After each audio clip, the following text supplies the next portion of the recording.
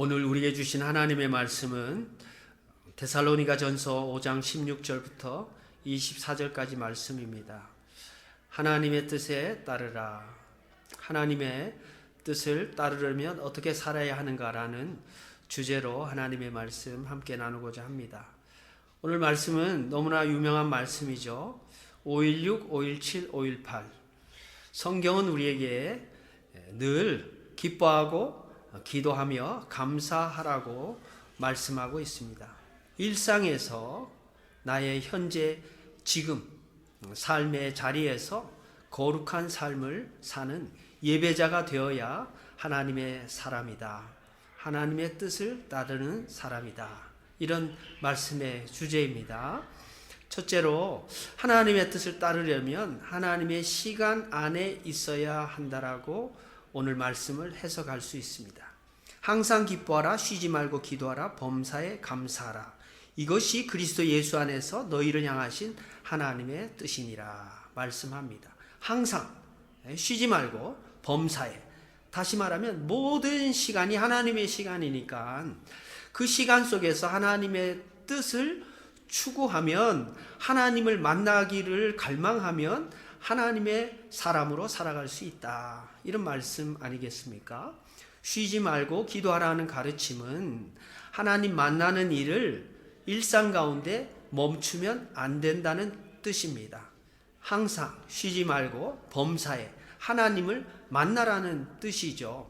어떤 분은 쉬지 말고 기도하라고 해서 기계적으로 이해해서 24시간 동안 기도해야 된다라는 그런 강박관념을 가지는 분도 있어요. 물론 많은 시간, 긴 시간 하나님 앞에 엎드려서 기도하면 얼마나 좋겠습니까?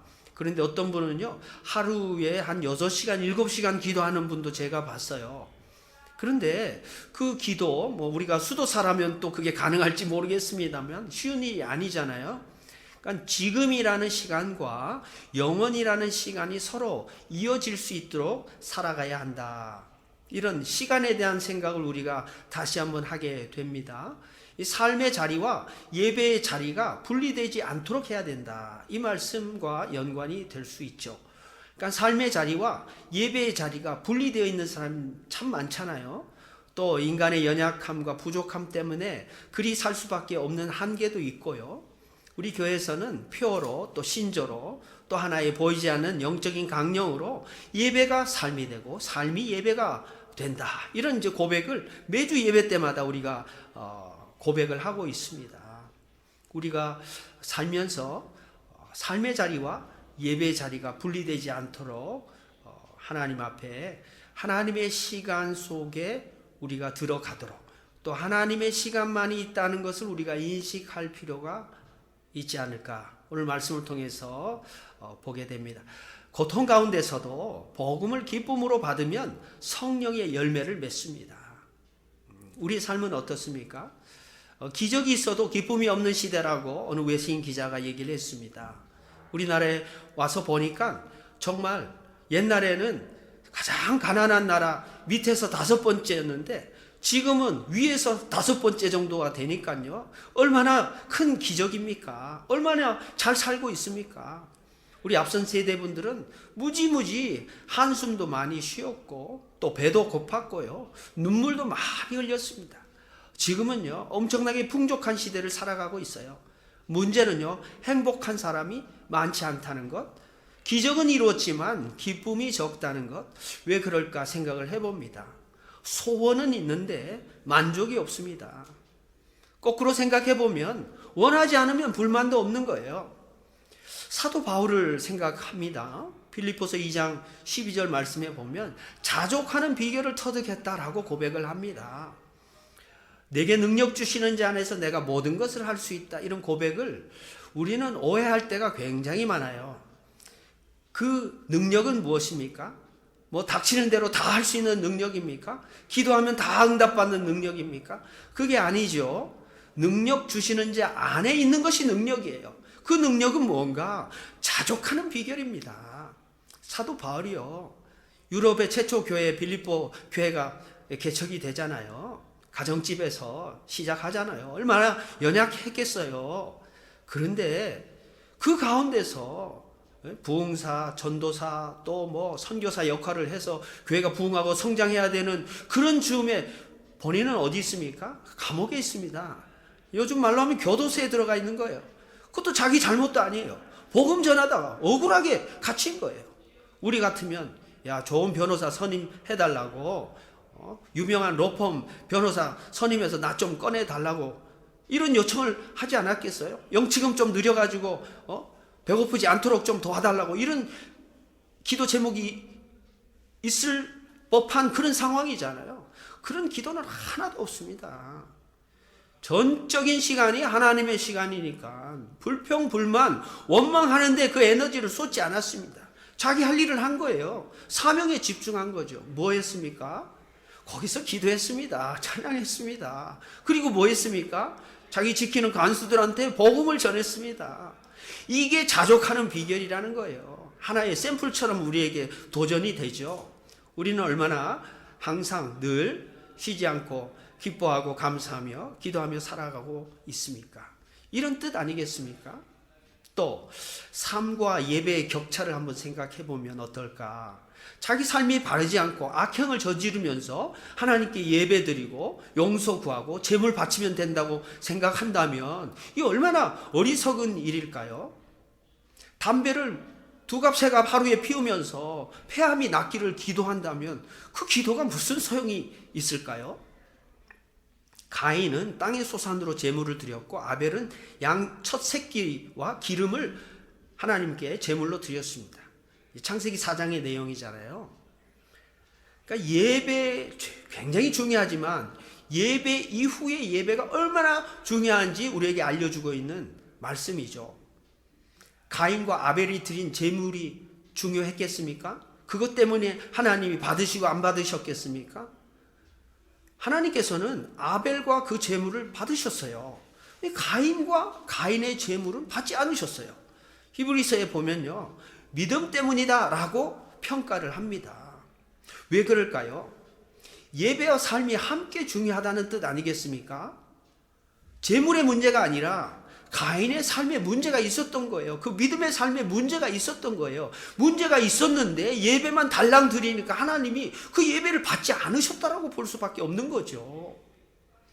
생활이 예배가 되고 예배가 생활이 된다. 참 말은 쉽지만 어려운 삶의 과제 아닙니까? 영적으로 얼마나 성숙하면 그렇게 살 수 있겠습니까? 사랑하는 성도 여러분, 하나님의 뜻을 따르기 위해서 하나님의 시간을 인식하고 의식하고 하나님의 시간 안에 있다는 사실을 겸손하게 받아들일 때 우리 한계 속에서 정말 우리의 삶을 자발적으로, 즉각적으로, 기쁨으로, 드림으로 더 감사한 그런 삶을 살 수 있기를 주의 이름으로 축원드립니다. 두 번째로 우리가 생각해야 될 것은 하나님의 뜻을 따르려면 성령을 소멸하지 말고 예언을 멸시하지 말아야 한다. 오늘 우리에게 권면하고 있는 말씀이에요. 오늘 말씀 보시면 이것이 그리스도 예수 안에서 너희를 향하신 하나님의 뜻이니라 이렇게 말씀하셨잖아요. 근데 위에 한기, 쉬말기, 범감 저는 이렇게 외우는데요. 항상 기뻐하라, 쉬지 말고 기도하라, 범사에 감사하라. 여기에 너무 많은 이제 초점을 맞춰서 설교를 우리는 많이 하기도 하고 들어왔잖아요. 근데 실제로 보면요, 그 밑에 5가지 하나님의 뜻이 더 중요할 수도 있다라는 생각을 좀 해볼 필요가 있는 거죠. 우리는 그 위에 3가지보다 밑에 5가지에 초점을 맞춰서 하나님의 뜻을 생각해 보면 어마어마한 뜻이 우리 가운데 주어져 있죠. 오늘 소멸하지 말라, 성령을 소멸하지 말라. 이건 무슨 말입니까? 성령의 불을 끄지 말라는 뜻입니다. 우리 안에 불이 있다는 거예요. 부르심을 받은 사람은 그리스도의 빛을 반사할 수 있는 빛이 우리 가운데 있고 성령께서 충만하게 주신 그 불을 꺼뜨리지 않고 유지해야 되는 사명과 책임이 우리 가운데 있다는 거예요. 모든 크리스찬들에게 그것이 있다는 거예요. 그래서 성령의 불을 꺼뜨리지 말라. 이것은요, 하나님 나라 복음 전파의 불길을 끄지 말라는 뜻과 연관이 돼요. 그러니까 성령의 불은요, 말씀의 불인 거죠. 사도 바울은요, 예언을 높이 평가합니다. 이 예언은요, 우리는 보통 미래의 일을 예견하는 어떤 예언으로 생각을 하는 경우가 많지요. 아니에요. 이 맡겨진 말씀을 얘기하는 거예요. 맡기다, 위임하다, 위탁하다라는 예자예요. 미리 예자가 아니라는 거예요. 그러니까 프리딕션, 미리 어떤 걸 영감을 받아가지고 계시를 받아가지고 샬라샬라 해가지고 미래에 어떤 일이 일어날 것이다, 이것을 예언으로 생각하고 사람들을 호도하는 경우가 적지 않잖아요. 오늘 예언의 말씀은 하나님의 말씀, 하나님의 말씀이 이 시대에 필요한 또 적절한 말씀으로 해석할 수 있도록 하나님의 말씀이 주어지는 그곳이 교회죠. 교회는 하나님의 말씀으로 덕을 세우는 공동체예요. 하나님의 말씀으로 권면하는 거예요. 하나님의 말씀으로 어려운 형편에 있는 성도들을 위로하는 거예요. 하나님의 말씀이 충만하면요, 그 교회는 자연스럽게 성장하고 부흥하고 성숙해질 줄로 믿습니다. 교회에서 일 많이 하고 나서요, 말을 적게 해야 되는 거예요. 일을 많이 하고 나서 말로 많이 해버리면요, 그 받은 은혜, 하나님께 돌려야 될 영광을 자기가 쏟아 부을 수도 있는 거예요. 그러니까 성도는 성령님의 뜻을 감지하고 또 말씀으로 우리 충만한 그 기쁨을 경험할 수 있어야 돼요. 그 예언을 멸시한다, 이 말씀이 나오잖아요. 20절에 성령을 소멸하지 말며 예언을 멸시하지 말고, 이게 이제 항상 쉬지 말고 범사에, 이게 이제 병렬 구조잖아요. 기뻐하고 기도하고 감사하라, 이게 병렬 구조인 것처럼 이것도 성령과 예언을 이렇게 같이 병렬 구조로 볼 수 있고, 소멸하지 말며 멸시하지 말고, 이게 이제 병렬 구조로 볼 수가 있잖아요. 예언을 멸시한다는 뜻은요, 하나님의 말씀을 경멸하고 거부하는 행위를 말하는 거예요. 역대하 36장 16절에 이런 말씀이 있습니다. 그의 백성이 하나님의 사신들을 비웃고 그의 말씀을 멸시하며 그의 선지자를 욕하여 여호와의 진노를 그의 백성에게 미치게 하여 회복할 수 없게 하였으므로, 성령 회방죄는요, 용서를 못 받아요. 그 예수님은 그 죄인들과 함께 밥 먹고 식탁 공동체에 어울리면서 용서하시고 품어주셨잖아요. 하나님이 다 품으시는 거예요. 하나님의, 우리가 크고 작은 죄악들을 저지르지만 하나님의 품, 그 사랑과 자비와 긍휼의 품이 너무 넓으시니까 죄악을 상쇄할 수 있을 만큼 우리를 품어주시는 거잖아요. 근데 하나님이 용납하지 못하시는 그런 게 있다는 거예요. 성령의 일하심을 소홀히 한다면, 성령을 회방한다면 이건 하나님의 뜻을 대적하는 거잖아요. 예수님께도 그 당대에 대적하는 자들이 한둘이 아니었습니다. 마가복음 3장 22절 이하의 말씀을 토대로 대적자들이 얼마나 많은지 몰라요. 종교 권력을 지녔던 제사장, 사두개파 사람들, 정치 권력을 가졌던 헤롯 왕, 또 로마 정부 관계자들, 또 율법을 독점하고 또 차별과 편견을 정당화시켰던 바리새인들, 경제 권력을 가졌던 부자들, 성전에서조차 장사하던 사람들, 또 열등감을 지녔던 고향 사람들, 순환주간에도 환호성을 지르며 또 예수님이 십자가 지시는 그 진정한 의미를 모르고 따라다녔던 군중들 뿐만 아니라 냉담하고 무관심했던 사람들, 인본주의 지식을 가졌던 서기관들, 율법사들, 대적자들이 얼마나 많은지 모릅니다. 제자들조차도요, 3년 동안 동거동락 예수님과 했지만요, 모이면 적극적이고 성숙한 토론을 한 게 아니죠. 누가 크냐, 권력과 탐욕과 그런 자기 욕심의 우상들을 버리지 못하고 예수님을 착각한 거죠. 그 예수님은 이런 대적자들이 많고 따라온다고 했지만 실제적으로는 자기 생존을 위해서 예수님을 배신했던 제자들을 생각하면, 야, 이게 뭐 감당이 되겠습니까? 어떻게 감당하셨습니까? 빌립보서 2장이에요. 죽기까지 복종하셨다. 이 마음 품으라고 사도 바울은 권면을 합니다. 아마 초대교회에 찬양으로 드려졌던 그 찬송가 가사였을 가능성이 높다라고 학자들은 얘기하죠. 그만큼 예수님을 기념하면서 우리는 복종한다고 하지만 죽을 만큼, 죽기까지는 복종을 못 하잖아요. 죽는 척하고 복종하는 척하지만 사실은 예수님만큼 십자가 질 수 있는 사람이 누가 있겠습니까? 사랑하는 성도 여러분, 주님의 뜻을 정말 죽기까지 복종하셨던 예수님을 따라가는 신앙 공동체에서 그리스도의 몸된 교회요, 또 이 몸의 머리가 되시는 예수님을 늘 기념하면서 우리 대림절 또 잘 지내시고 성탄을 맞이하시길 주의 이름으로 축원드립니다. 세 번째로 하나님의 뜻을 따르려면 분별하는 지혜가 있어야 한다고 말씀합니다. 오늘 21절 22절에 두 절이지만 세 가지예요. 범사에 헤아리라는 것, 그리고 좋은 것을 취하라는 것, 선택하라는 것, 또 악은 모양이라도 버리라는 말씀이잖아요. 그래서 다섯 가지예요. 성령 소멸하지 말고, 예언 멸시하지 말고, 범사에 헤아리고, 좋은 것 선택하고, 악은 모양이라도 버려라. 이 다섯 가지가 하나님의 뜻이라는 거예요. 사도 바울은 예언을 받아들이되 모든 것을 헤아리라는 거예요. 검증하라는 거예요. 그리고 받아들이고 선택하라고 권면하고 있습니다. 성령은 영감을 받은 몇몇 소수 예언자의 소유, 독점이 아닙니다. 공동체 안에서, 교회 안에서 역사하는 공동체의 영입니다.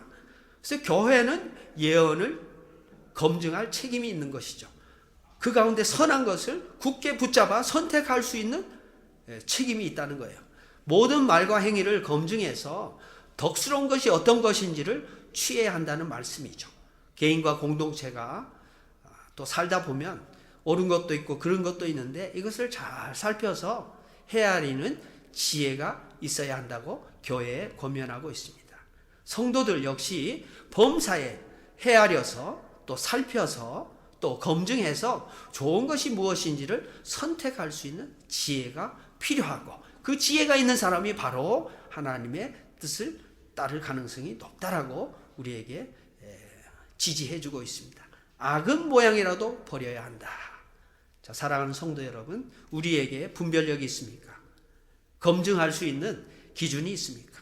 말씀 앞에 또 성숙하게 해석하고 또 건강하게 받아들여서 그 말씀, 우리의 충만한 복된 사람의 어떤 조건으로서의 말씀 충만과 그 말씀을 또 이 땅 가운데 살면서 그 말씀이 필요한 사람들, 그 말씀 없어서 욕심에 휘둘리고 그 말씀 없어서 살만한 용기 없어서 죽고 싶은 사람들에게 정말 희망의 말씀, 용기 있는 말씀 담대하게 전할 수 있기를, 또 그 사명 가운데 하나님의 시간 앞에 드려지는 시간, 또 하나님의 시간만이 있다는 사실을 깨닫고 우리의 삶을 남은 생에 얼마나 될지 알 수 없으나 주 앞에 드리는 드림의 시간, 아주 하나님 나라의 비전이 충만한 시간 되기를 주의 이름으로 축원드립니다. 기도하시겠습니다.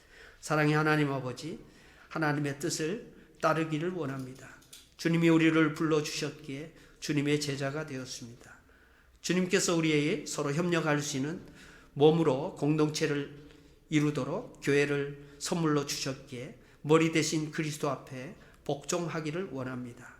성령을 소멸하지 않게 하시고 또 말씀을 멸시하지 않도록 순종의 영을 허락하여 주옵소서. 서로 보듬어주고 품어주고 지지해주고 또 서로 협력하고 연대하여서 하나님 나라를 위하는 우리의 발걸음들이 또 함께 힘을 합쳐서 함께 걸어가는, 동행하는 복된 교회가 될 수 있도록 하나님께서 축복하여 주시옵소서. 연말을 맞이합니다. 성탄을 기다리며 새해를 선물로 주실 주님의 뜻을 엎드려 기도함으로 또 겸손하게 받아들이기를 원하는 이때에 주님 앞에 죽기까지 복종하신 주님의 얼굴 그리워하며 주님의 마음 품기를 원하는 마음으로 겸손하게 기도하며 이 시간들을 채워나갈 수 있도록 인도하시고 축복하시고 동행하여 주옵소서. 예수님 이름으로 감사하며 기도 올리옵나이다. 아멘.